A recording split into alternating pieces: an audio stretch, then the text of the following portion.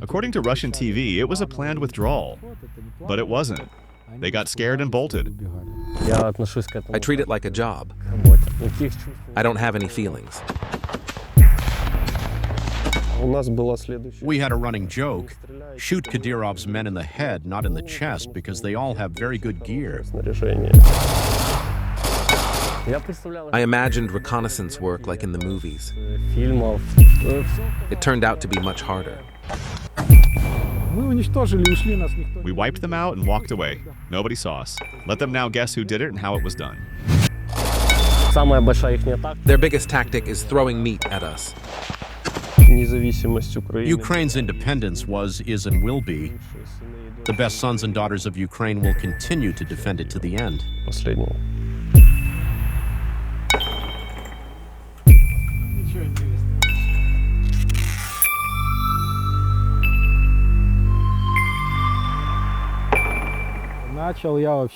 I began my military career, or rather, put on a uniform in the year 2000. Even then, I realized that this field interested me, and I didn't take the uniform off until 2018. I served continuously, holding ranks in various units: operational, special forces, and of course, reconnaissance. But in 2018, I became somewhat disillusioned with our government, so I retired on a well-earned pension. On February 17th in 2022, a friend called me and said, "There will be a full-scale invasion. Do you want to come back to the unit?" We're putting the team back together. Everyone saw it. There were signals from radio interception units and operational teams zoning everything. Everyone knew this was not an exercise, but an invasion.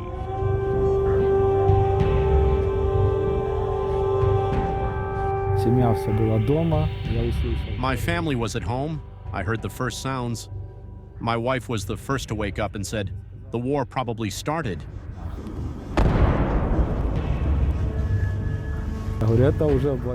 This war has been going on since 2014, but this is a full-scale one. And I began conducting reconnaissance on February 24th, 2022 in the Chernihiv sector.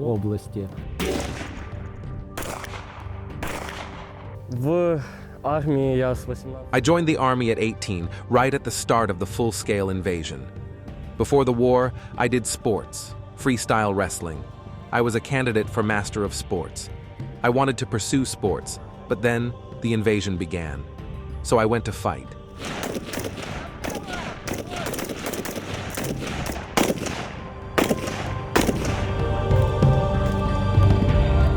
Malloy is the most legendary guy in our unit. He went to fight when he was 18. My advantage is that I'm the youngest. A bit of dark humor. I'm easier to carry off the battlefield. I was at home at 2 a.m. and was asleep for maybe 2 hours. The phone rang. It was my close friend. He said, "It's begun. Grab your documents and essentials. I'll tell you where to go." I woke up my mom and said, "Mom, the war has started. I'm just going to meet the guys for half an hour to find out what's happening and I'll be back."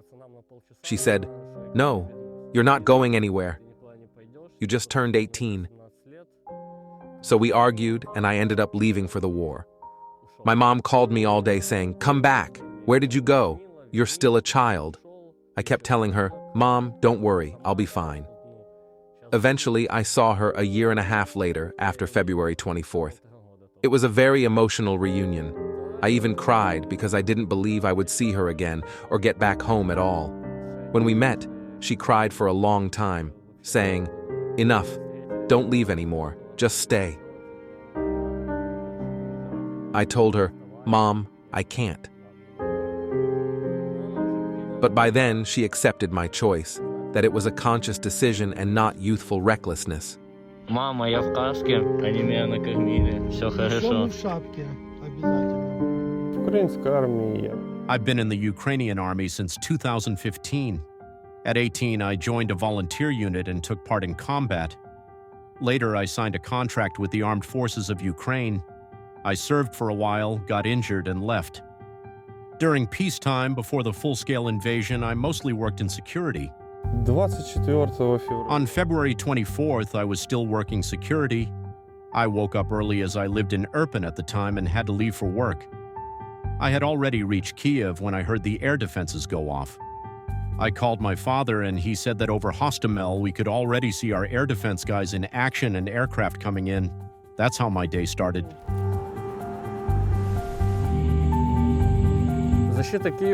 For me, the defense of Kyiv began in the city center when nothing was clear yet and everyone was panicking. There was information that Russian sabotage and reconnaissance groups had already entered Kyiv and that an airborne landing was supposed to happen in the center to seize government buildings. Добрий вечір.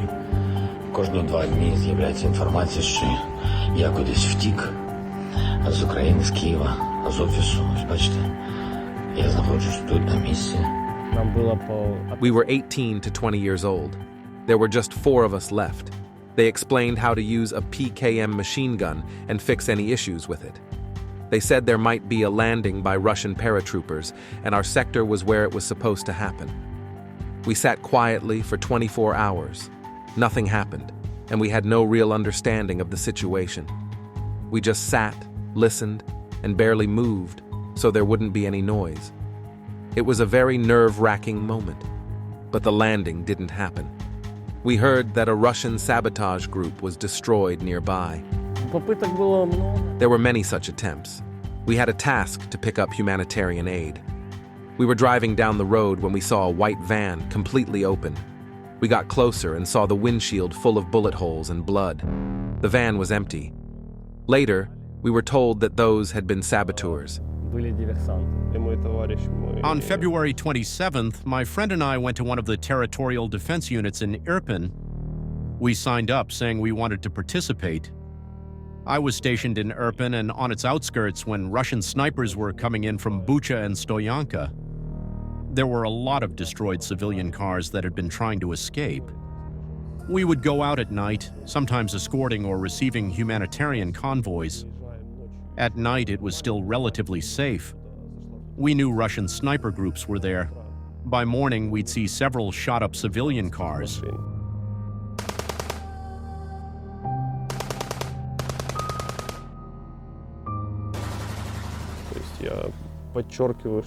I emphasize civilian cars with no soldiers in them and no signs to suggest otherwise, nothing that could provoke shooting. Nevertheless, there was constant shelling, airstrikes, and explosions targeting infrastructure like gas stations. This isn't a topic of discussion, it's all normal for them. We tried to create an unofficial corridor through which civilians could escape. This wasn't a negotiated corridor. People just understood that a given street could be used to leave. It was the largest and most central one in the area, and people used it to escape. Even then, the shelling didn't stop. And the fighting when they were directly in the city. There was a lot of destroyed civilian infrastructure. A lot of civilians were shot dead there. When I went there, they hadn't yet removed all the dead bodies and burned houses along my street. Well, it feels like someone came to your home again and trampled over everything. A shell landed behind my house and blew out the wall.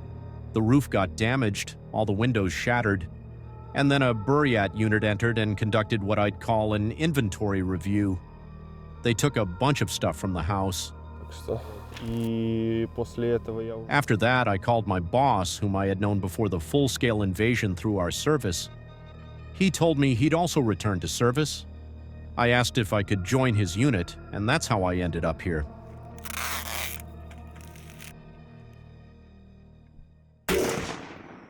Reconnaissance attracts me because it's an elite unit with high-level training, many innovations, a proper approach to service, developed command, and a thoughtful attitude toward human resources. A combination of factors makes you understand that this is the elite.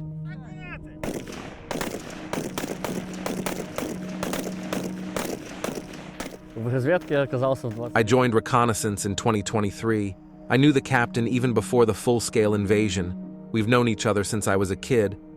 I met with him, we talked, and that's how I joined his group. I imagined reconnaissance work like in the movies. A team with boonie hats and headsets quietly moves through forests and jungles, sneaks up on the enemy, gathers information, and silently retreats. Все оказалось намного сложнее. It turned out to be much harder. It's physically and mentally exhausting at times. Но мысли But I never once thought this wasn't for me. возникают. Первый номер работает. Сместишься влево, с правой стороны стреляешь. Мы помогали именно. We operated from Kharkiv toward Lipsy. This was our zone of responsibility. As our forces advanced into that area, we helped gather information. We entered villages where the orcs were still stationed. I can't call them soldiers or people, they're just orcs. While advancing toward Lipsy, we constantly provided estimates of enemy personnel numbers in villages to the units that were preparing combat operations to clear them. Well, like any other unit, if an order came in to take a prisoner, we of course tried to fulfill it.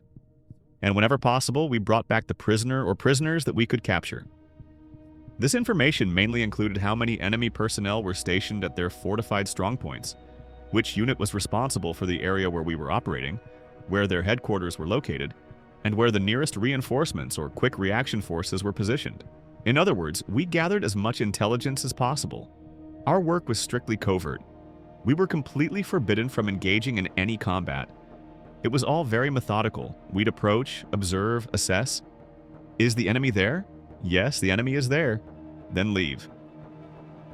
Then we'd return, observe again, confirming if a target or armored vehicle had been destroyed, and immediately withdraw.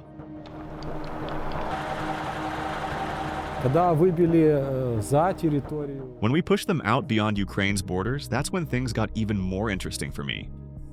There's a settlement right on the Ukrainian border called Zhuravlevka. Журавлевка. С пацанчиками залетели в Россию на движушку, да? Чего? Блять, размотаем этих пидор на куски, нахуй. Из вариантов всех, нахуй. Единого, сука. Бульдожик нахуй.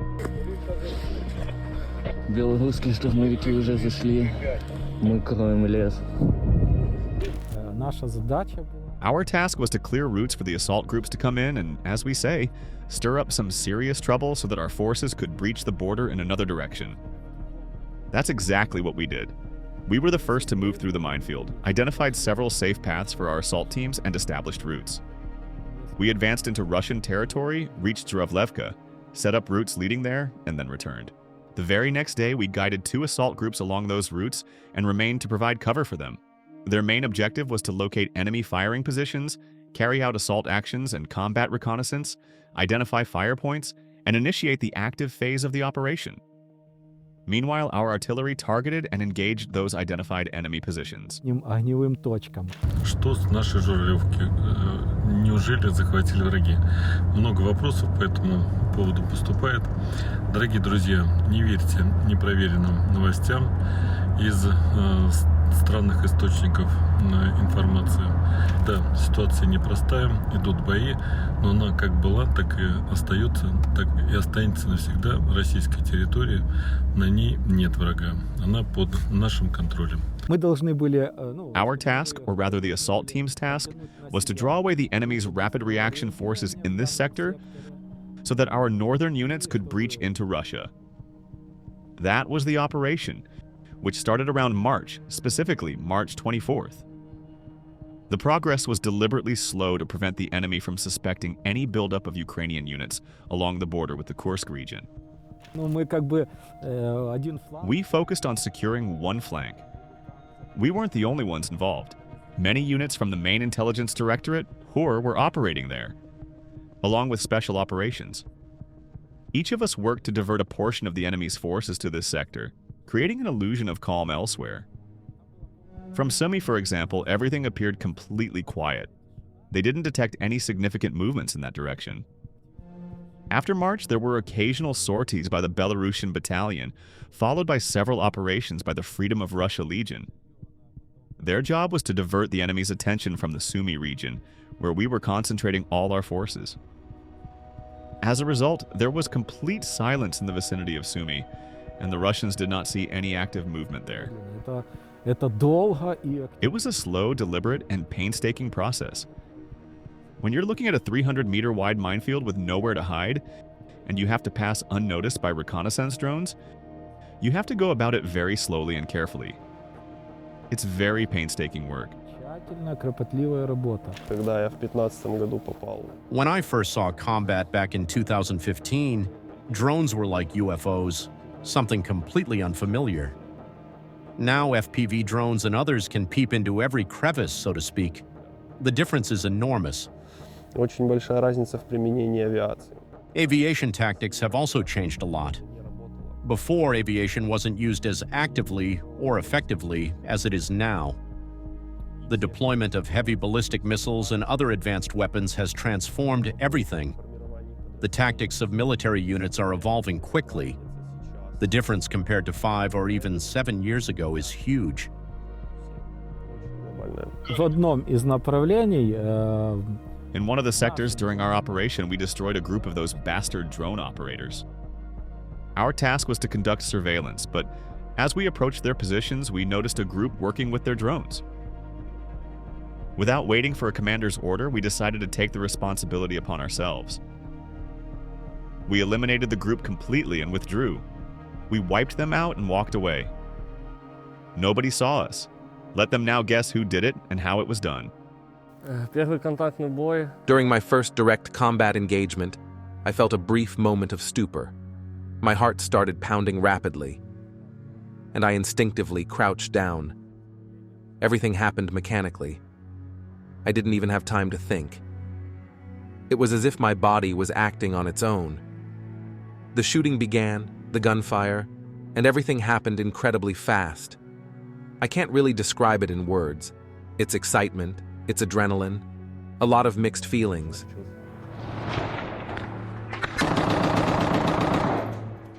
Были, скажем так, There were, let's just say, wrong thoughts at that point. I thought about how the enemy was also a human, that he might have a family too. семья. But those thoughts were soon gone. These days, when the fighting happens, I treat it like a job. I don't have any feelings. It's a job.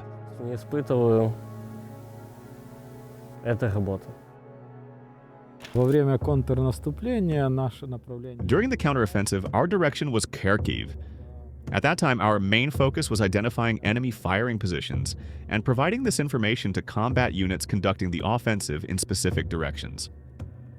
Other units were more actively engaged on the Kherson front. Everyone was saying that the main movement would happen toward Kherson, but it turned out differently. The activity shifted elsewhere. The enemy appeared to be giving up the Kherson direction easily. They were clearly retreating, and there was an opportunity for further movement. Our forces pushed forward in the Kherson direction as far as possible, so even more attention was focused there. At the same time, our forces on the Kharkiv front noticed the opportunity to advance, so Kharkiv began moving too. Our task in Kharkiv was to move slightly ahead of the main forces, just a couple of hours earlier, to provide coordinates and confirm the presence of enemy personnel or equipment. However, the enemy was already retreating. I'll say this, they were afraid. When they saw our equipment advancing, they ran, they fled. According to Russian TV, it was a planned withdrawal, but it wasn't. They got scared and bolted.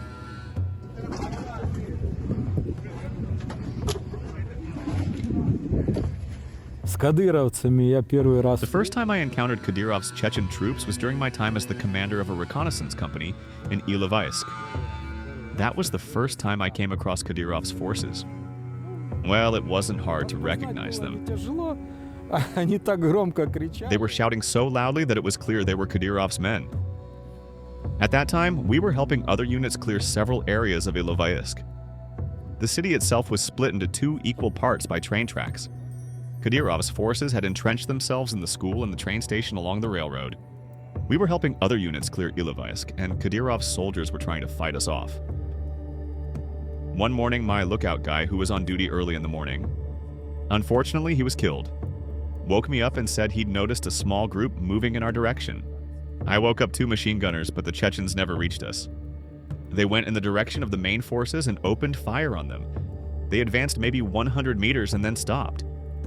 We could hear them clearly from where we were as they began firing relentlessly in the direction of our main forces' position. They were trying to suppress our troops with constant fire. So I took these same two machine gunners and another rifleman, and we just went around them from the back. None of them even bothered to look, none of them checked their rear. We just walked up to them. Their loud shouts of Allahu Akbar drowned out our footsteps.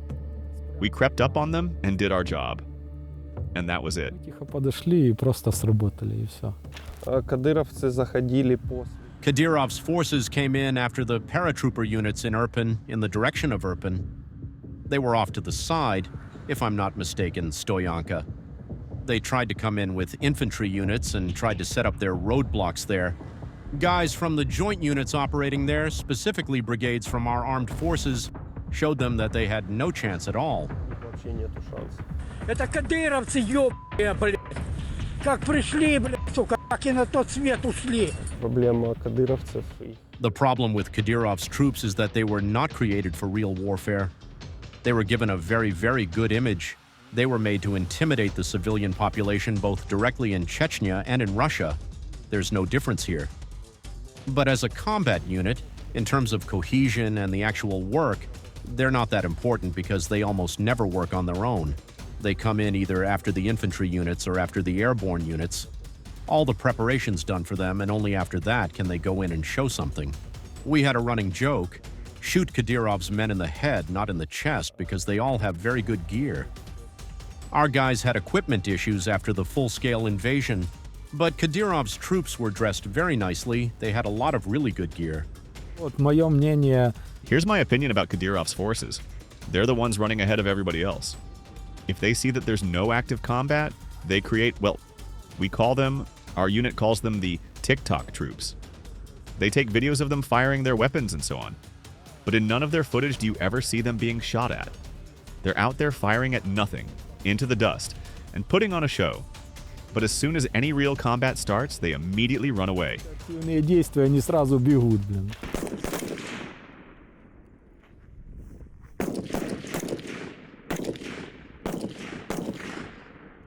Ну, на своем опыте. Based on my experience, Russian military losses, I think, are around 1 to 7. That is, during each operation, when our drones fly over, we see that when we have 2 people killed, they have 14 to 20 people killed from each unit. Their lack of experience plays a major role in this. They're thrown into combat quickly. They're treated like cannon fodder, with very little preparation. Meanwhile, we're paid attention to, we're prepared and given proper training.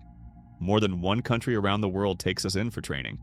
We acquire a wide range of skills, but their soldiers run around somewhere for a month maybe, fire a few shots, and then get sent straight to the trenches. That's why they suffer far heavier casualties. С вагнерами сталкивались. We ran into Wagner fighters during the defense of Bakhmut. These were meat grinder assaults. They were sent in even without body armor, with one machine gun and with magazines in their pockets. Но у них работали также. But they also had, as I understood it, career officers who knew battlefield tactics and moved with sector overlap. Also, the Wagner group. Basically, they threw meat at us. Poor quality meat, so to speak.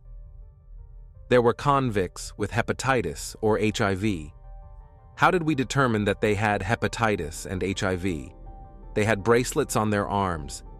They had this identification system. I think they had yellow and red bracelets. That was the biggest problem because there's a lot of their dead bodies lying around and it's all like mincemeat. And when the rains came down really hard, you could get some sort of infection. We even had, you could call it, entertainment. Our boys were keeping count. Who would kill more of them in 24 hours? There were just so many of them that it was like a safari. The most one of our guys shot in a shift, which is 24 hours, not with a rifle, but with a semi-auto, an AR with a thermal scope. He shot about 12 people. Около 12 человек.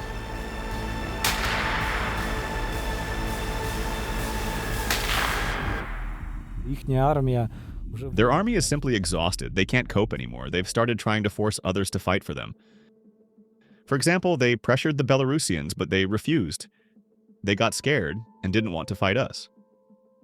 Then they tried to force others like the Kazakhstanis, but they also didn't seem eager to join the fight. Now they've brought in the idiots from North Korea, and they're starting to show up here. It's no secret to anyone.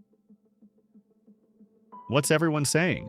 that the 22nd Army in the world is taking it to the 2nd Army in the world, with our small numbers. We're Cossacks. We don't fight like the others. We know what we're fighting for our Ukraine. And what are they fighting for? Ни за что. The Insider's journalists continue their work despite pressure from Russian authorities.